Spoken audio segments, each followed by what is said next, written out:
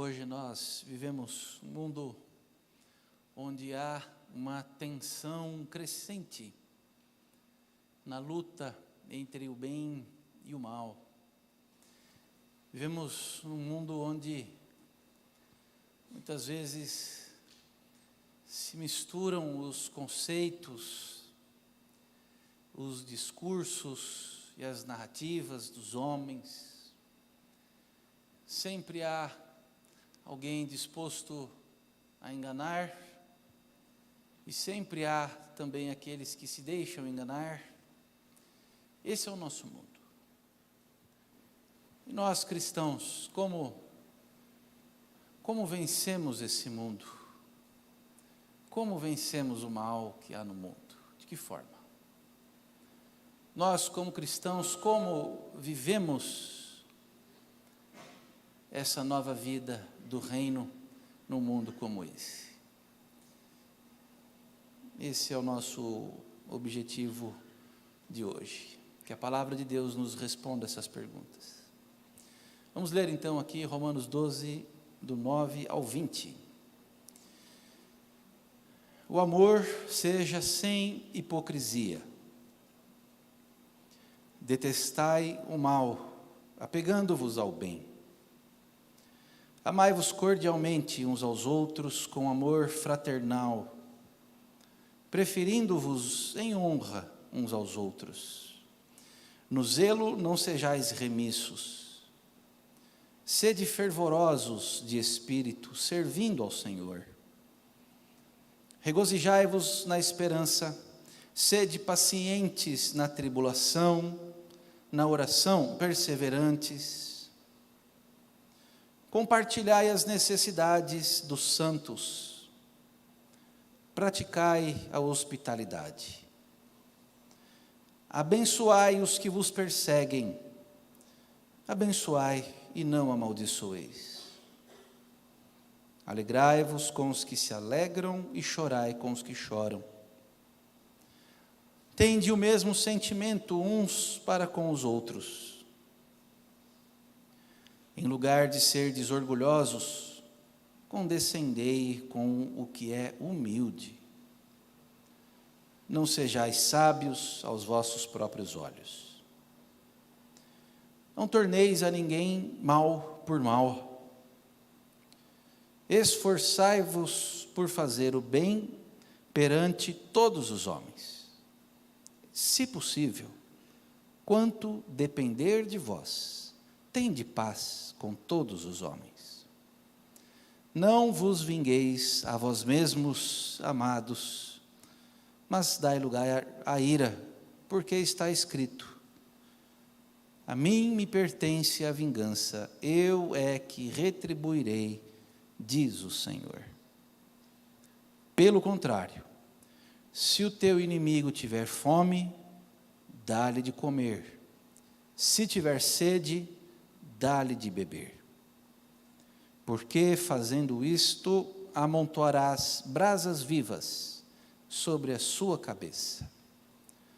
Não te deixes vencer do mal, mas vence o mal com o bem. Vamos orar mais uma vez? Pai de amor, estamos diante da Tua palavra. Ela nos ajuda a caminhar. Ela é lâmpada para os nossos pés, luz para os nossos caminhos. Tu sabes, ó Deus, Tu sabes o quão difícil para nós é praticar princípios tão elevados. Por isso nós pedimos a ajuda do Teu Santo Espírito, para que não sejam apenas palavras do apóstolo, mas sim que seja um presente do céu, trazido pelo Santo Espírito até o nosso coração, porque seremos bem-aventurados e felizes se as praticarmos. Em nome de Jesus. Amém. A carta aos Romanos tem uma divisão clássica, natural, do capítulo 1 até o capítulo 11. O apóstolo Paulo nos expõe a reta doutrina, sã doutrina, a doutrina dos apóstolos, e nos ensina ao coração tudo o que precisamos saber sobre justificação pela fé, santidade, pecado, vida eterna, as misericórdias de Deus, o seu grande amor, amor que não pode ser anulado, amor do qual não podemos ser separados. Nos fala sobre diversas virtudes a partir então do capítulo 12. No início do capítulo 12 nós temos uma transição, quando ele roga pelas misericórdias de Deus, que nós nos apresentemos como sacrifício vivo, santo e agradável. Esse é o culto que Deus espera de nós, que Ele quer de nós. Esse é o nosso culto refletido. Essa tem de ser a nossa decisão. Esse é o nosso culto racional. Então, imediatamente, ele começa a falar sobre dons e sobre a prática dos dons. Veja que antes dessa nossa perícope, ele vai falar um pouquinho sobre dons. Então, nós podemos dizer sim que, por nós mesmos, da nossa natureza pecaminosa e caída, nós não temos nenhuma chance de praticar o que ele começa a dizer daqui para frente. O homem com as suas tradições, com os seus rituais, o homem com a sua boa vontade, com a sua religião, não é capaz de praticar o que ele passa a dizer daqui para frente. A única chance que nós temos de viver o que ele passa a dizer e que lemos é se o Senhor nos ajudar, nos abençoar, nos der o seu dom, o principal de todos os dons, nos dar o seu Santo Espírito. Por isso, antes de nós tentarmos por nossas próprias forças praticar coisas tais, nós devemos dobrar o nosso joelho, colocar nossa cara no pó e pedir a ajuda de Deus. Senão não conseguiremos. Bom, mas esse é o nosso tema central. O cristão vence o mal não pela vingança, mas pelo amor e pelo bem. Esse é o centro da porção que lemos. Então, se pudéssemos trazer um tema, um título para a nossa mensagem de hoje, seria essa: o cristão no mundo vence o mal com o bem. Mais um paradoxo bendito do reino. Mais um contraponto milagroso do reino. Porque para nós tudo parte de um paradoxo, o da cruz. Enquanto o homem carnal vê alguém derrotado, ferido, machucado, sangrando e morrendo. Enquanto o homem carnal vê a derrota na cruz, o cristão, o que já teve os olhos do seu espírito abertos por Deus, vê a maior e a mais incomparável de todas as vitórias do universo. Tudo na nossa fé parte desse paradoxo. Então, se nós cremos que na cruz do Calvário temos a vitória,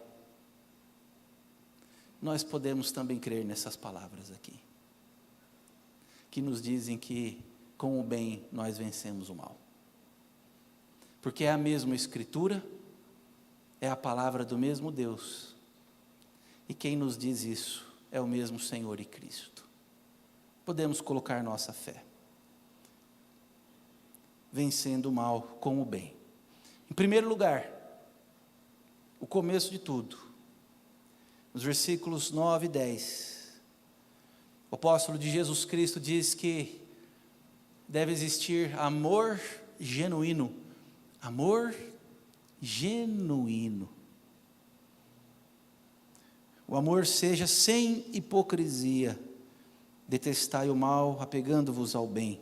Amai-vos cordialmente uns aos outros com amor fraternal, preferindo-vos em honra uns aos outros. O amor sem hipocrisia é o amor que não é fingido. Não é o amor de aparências. Não é o amor que espera algo em troca. Mas é o amor que aparece de forma sincera, natural, deliciosa. Amor que atrai, sim. Não pensemos nunca que as pessoas não querem ser amadas. Muito mais do que isso. As pessoas precisam ser amadas. E nesse mundo lá fora não encontram amor. Toda aproximação é por interesse. Toda benfeitoria é com segundas intenções. Tudo o que é dado é com o objetivo de receber algo em troca. Esse é o padrão do mundo. Esse é o amor cheio de hipocrisia. O nosso não. Paulo já havia dito aqui antes. O que é que Cristo demandou de nós, enquanto tecia com lágrimas e sangue a nossa salvação? O que é que Cristo exigiu de nós para que Ele subisse naquela cruz? Qual foi a condição que Ele impôs? O que nós tivemos de fazer primeiro, para que depois Ele subisse naquela cruz? O amor dEle é o ágape, é o amor puro, perfeito, completo, sacrificial. Não é esse amor que o apóstolo Paulo diz aqui que nós devemos ter uns pelos outros, porque seria ousadia demais. Ele diz que o amor aqui é o fraternal. É o amor fraternal. É o philos. Um lampejozinho desse amor. Um brilho desse amor. Um pouquinho dele. Uma expressão dele. Um fruto dele. Já é suficiente para transformar uma vida. Esse amor tem algumas marcas. Uma delas é que o verdadeiro amor rejeita o mal e se apega ao bem. Ninguém faz o mal para o outro por amor. Isso não existe nesse amor puro. Rejeita o mal, se apega ao bem. Uma outra marca desse amor puro, não fingido, é honrar o outro, é colocar o outro acima de si mesmo. Veja do que nós estamos falando aqui, queridos. A que distância nós estamos de um amor assim?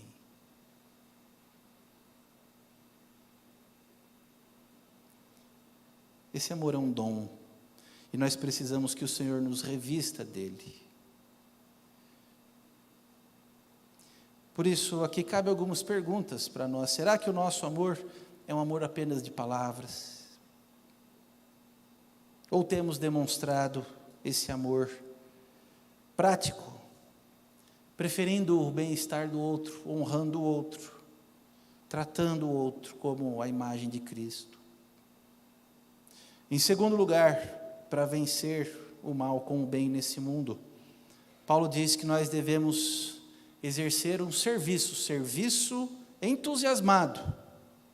Nos versículos de 11 a 13 ele diz: no zelo não sejais remissos, sede fervorosos de espírito, servindo ao Senhor. Regozijai-vos na esperança, sede pacientes na tribulação, perseverantes na oração, compartilhai as necessidades dos santos, praticai a hospitalidade. Veja que ele não só diz que o serviço deve ser apaixonado, como ainda coloca marcas nesse serviço. Ele ainda coloca uma face nesse serviço. Então, servir ao Senhor é assim, é com fervor espiritual, não é com preguiça, não é forçadamente, custosamente. As faces desse serviço que nos ajuda a vencer o mal com o bem. 3 marcas: alegria, paciência e oração. Essa é a receita da perseverança. Essa é a receita da perseverança. Quando nós estamos cansados, desanimados, o que nós precisamos resgatar é a alegria, paciência e a oração. E tudo se refaz, tudo se renova. Assim nós podemos expressar fé através do serviço.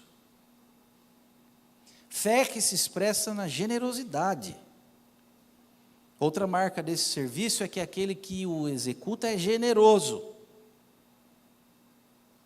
Suprir as necessidades dos irmãos, praticar a hospitalidade, ou seja, acolher o que não tem onde ficar. Olhar para as necessidades uns dos outros e acolher o que não tem onde ficar. Essas são marcas da igreja. Aí está o serviço amoroso da igreja. Se importa com a necessidade do outro. Mais uma vez, eu quero chamar a sua atenção para o modelo de igreja que nós vivemos. Será que nós conhecemos as necessidades uns dos outros? Ou será que alguém vai embora de um culto nosso sem pão sobre a mesa e nós nem sabíamos? Sem cobertor e nós nem sabíamos?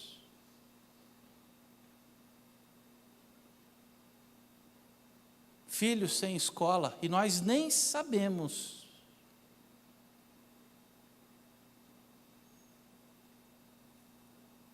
Sem emprego, e nós nem sabemos. Doente, precisando de remédios, e nós nem sabemos. Que perigo. Porque assim o nosso serviço fica prejudicado.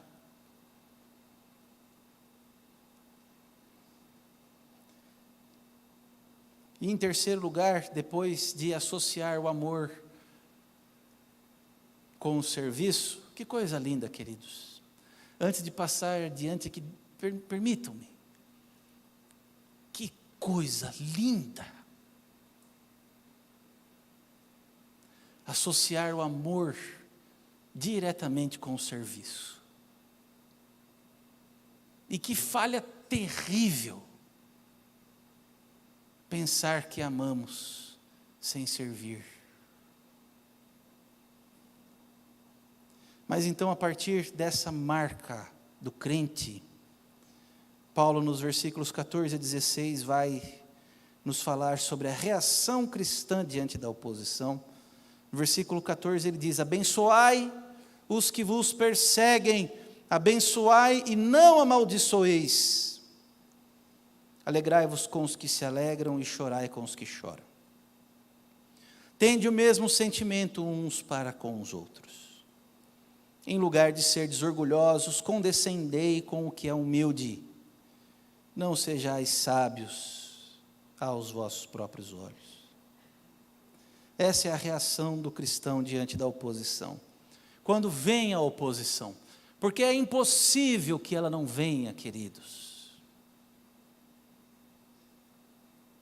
É impossível que nós busquemos viver a piedade sem que sejamos perseguidos. Muitas vezes até acossados, zombados, caluniados. Mas nós devemos estar preparados para isso. Saber que faz parte da nossa identidade. Vencer o mal com o bem. Reagir dessa forma, da forma que a palavra de Deus nos diz, veja, abençoar os seus perseguidores é a resposta que pode anular o ódio. Ódio se soma, não importa de onde venha. O resultado de odiar é sempre mais ódio. Nunca menos ódio. Ódio contra ódio nunca se anula. Só aumenta. O ódio só cresce quando há mais ódio tentando combatê-lo. Nunca diminui. A arma que nós temos é abençoar. Mas como é difícil. Como é difícil dizer para alguém que nos humilha no trabalho por sermos cristãos: eu te abençoo com paz. Como é difícil dizer para alguém que nos humilha num círculo social: eu te abençoo com alegria. Como é difícil dizer para alguém que nos persegue por causa da piedade na escola: eu te abençoo em nome de Jesus.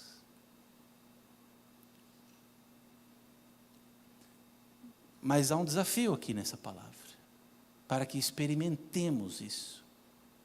Porque ao mesmo tempo que nós tecemos isso como algo praticamente impossível de ser feito, eu peço que você puxe aí na sua memória. Quantas vezes, quando você foi perseguido assim, claramente, por causa do Evangelho, quantas vezes você claramente perseguido, zombado, caçoado, por causa de Jesus Cristo, disse em voz alta para a pessoa que te humilhava: filho, eu te abençoo com paz, em nome de Jesus. Experimenta. Experimenta.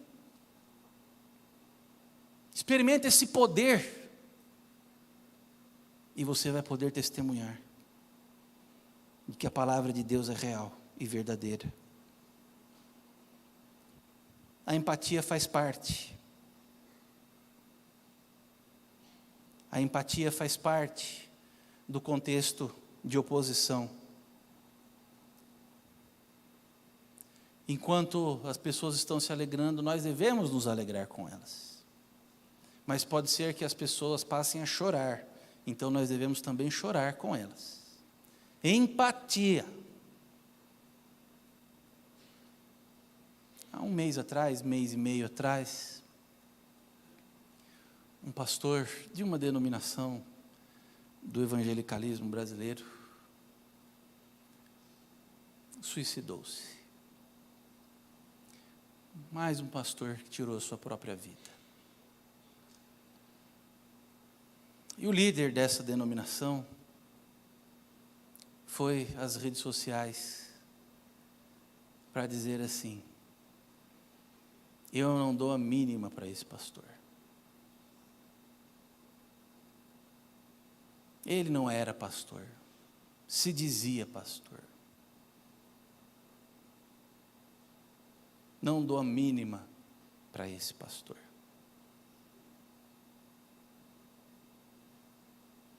Eu acho que em algumas Bíblias não está escrito isso daqui. Chorai com os que choram, alegrai-vos com os que se alegram, porque não é possível que um líder espiritual tenha coragem de dizer uma coisa dessa. E a esposa, filhos, pai e mãe, irmão, irmã, vão ouvir. É uma dor incomensurável, só quem já perdeu alguém por causa do suicídio sabe a dor que é. Para um endemoniado, que esse sim não é pastor de nada e de ninguém. E é público, e dizer uma coisa dessa, indo totalmente contra as Escrituras. Porque vem a oposição, a dureza, o dia mau, bate a porta. E quando bater, nós precisamos chorar com os que choram. Porque um dia nós vamos também nos alegrar com os que se alegram.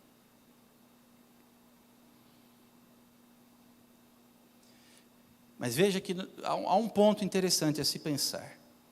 Por que Paulo associa a humildade, a rejeição da soberba, ao orgulho, a rejeição da sabedoria dos próprios olhos, de si mesmo, com essa reação? Porque tem gente que reage com o espírito vingativo por causa do seu ego também, tá? Crente. Tem crente que não aceita ser perseguido por causa do seu próprio ego. Por causa da sua própria vaidade. E o que menos importa nesse momento é que ele está sendo perseguido por causa de Jesus Cristo. Ele poderia estar sendo perseguido por causa de qualquer outra coisa. Ele ia reagir da mesma forma, por causa de seu ego. Então Paulo diz aqui, abandone o seu ego.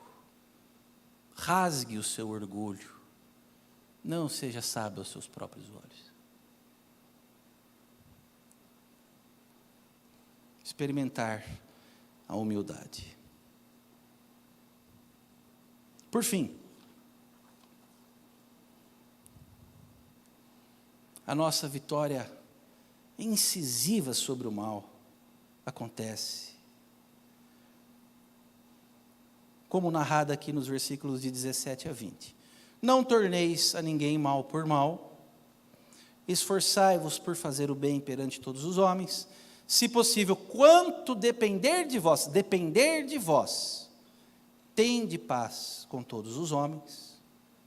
Não vos vingueis a vós mesmos, amados, mas dai lugar à ira, porque está escrito, a mim me pertence a vingança, eu é que retribuirei, diz ao Senhor. Pelo contrário, se o teu inimigo tiver fome, dá-lhe de comer, se tiver sede, dá-lhe de beber, porque fazendo isso amontoarás brasas vivas, e enrubrecerá a sua face de vergonha, amontoarás brasas vivas sobre a sua cabeça.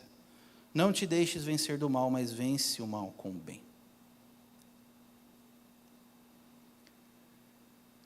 De todas as palavras mais perigosas que nós, cristãos, encontramos maneiras de evangelicalizar, aqui com o perdão do como é que quando a gente faz uma palavra que não existe, como é que chama? Até esqueci. Como? Não é. Não importa. Uma das palavras que a gente gosta mais de vestir com uma roupinha gospel, vamos dizer assim, a gente pega uma roupinha gospel e coloca nela, é na vingança, tá? Na vingança.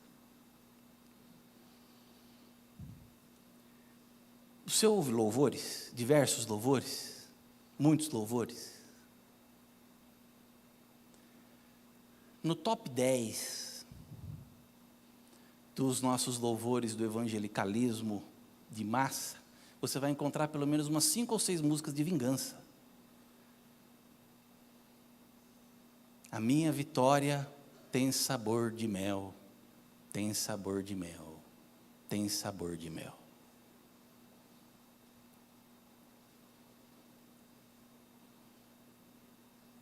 Não estou dizendo que você não pode ouvir essa música se você gosta. Pode ouvir, ouve. Mas pensa. Pensa. Se não é a vingança com a roupinha gospel. Cuidado. Nós temos de tomar cuidado para não revidar de forma gospel o mal que recebemos.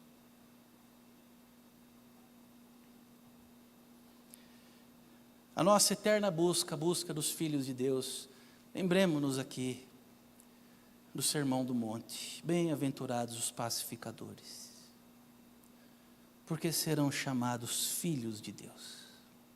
A eterna luta dos filhos de Deus é a busca pela paz. A busca pela paz. Essa é a caminhada de um filho de Deus. Ele busca a paz. No que depende dele. Nem sempre depende somente de mim. Eu sei. Eu sei que muitas vezes, mesmo com todas as minhas tentativas, eu sei que muitas vezes, mesmo com todo o meu esforço, eu sei que muitas vezes, mesmo como um bem-aventurado filho de Deus que busca a paz, eu sei que muitas vezes não depende só de mim. Mas então tudo bem. Tudo bem. Mas no que dependia de mim, eu fiz.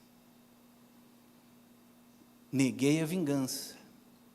Consagrei a justiça a Deus. Não dá, pastor. Como é que eu deito a cabeça à noite no travesseiro? Irado. É o que Paulo diz aqui. Abre a mão da vingança e dá lugar ao quê? A ira. Mas eu vou deitar com a cabeça no travesseiro irado, pastor? Vai. Eu também. Mas e aí? E aí a gente consulta no travesseiro o coração. E não deixa o sol se pôr sobre a nossa ira. A gente entrega a Deus. Consagra ao Senhor. Deixa com Ele. Porque apesar de irar-se não é pecar automaticamente, e não é mesmo. Porque Deus se ira e Deus não peca. A nossa ira não produz justiça. A ira de Deus sim, é sempre justa. Então nós devemos consagrar a Ele. Tem uma frase que eu gosto, cito sempre, desculpe ser repetitivo, mais uma vez Shakespeare, num dos seus personagens, disse: guardar ressentimento é como beber um copo de veneno esperando que o outro morra. Cristo não nos serve o cálice do ressentimento, o cálice do veneno. Ele nos põe à mesa com Ele e nos dá o cálice da nova aliança no seu sangue. E o sangue de Cristo, primeiro de tudo e antes de mais nada, simboliza perdão. Perdão. Perdão.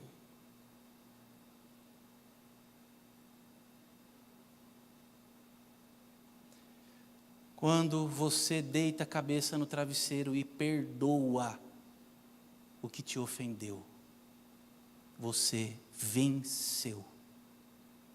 Você venceu o mal. Quando termina o dia e você foi perseguido, humilhado, mas você perdoa quem te perseguiu, quem te humilhou.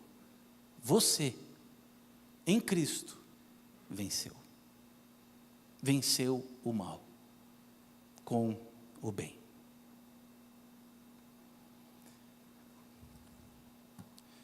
O mundo diz: pague na mesma moeda. Nós temos um apelo hoje em dia, o apelo do arrojo. Não leve desaforo para casa. Mas Cristo nos ensina: não te deixes vencer do mal, mas vence o mal com o bem. Quando respondermos com amor, mostraremos ao mundo o caráter de Cristo. Quando nós aprendermos a viver isso, e não é fácil viver isso, as pessoas olharão para nós e verão a Jesus Cristo. Dia em que nós conseguirmos praticar isso, nós poderemos dizer, como aquele que da parte de Deus nos diz: sede meus imitadores, como também eu sou de Cristo. Que Deus nos abençoe e nos ajude.